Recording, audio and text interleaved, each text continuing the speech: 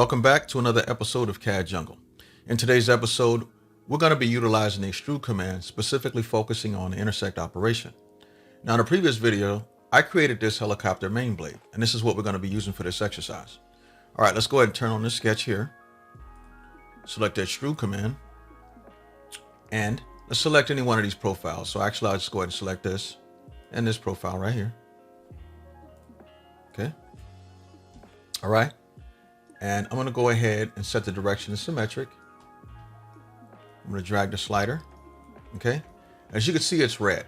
Red indicates cut. As you can see, it's cut operation selected. Let's select intersect. Okay. If you see yellow shading, more than likely it's the intersect operation. Okay. What's happening here? So I'm going to go ahead and click OK. And I selected these profiles, and anything outside of the profile I selected was subtracted. Okay. It's the reverse cut operation, if you will. All right, I'm gonna go ahead and modify this edit feature, and I'm gonna show you. So I'm gonna go ahead and select the cut operation, right?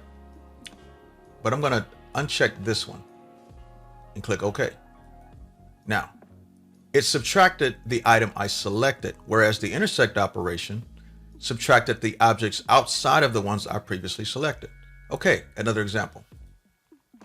This hexagon, which is basically the shape of a hex nut. So I'm gonna go ahead, turn on the sketch here, use the Extrude command, select this profile, okay? I'm going to drag it down, okay? Operation is set to cut. It's once again red. Let's set this to intersect. Anything that I did not select is now subtracted, whereas the cut operation subtracts what's previously selected. All right, now with the intersect operation on here, you can also set some other parameters. I'm going to set the taper angle to be 55 degrees. So now what happens is it's only going to intersect this portion from this profile of basically not selected and cut it, and anything else before that. So what I'm going to do is take the slider and drag it up. And as you can see, it subtracts those objects that are outside of that angle. So I'm going to go ahead and bring it back down, and there you have it.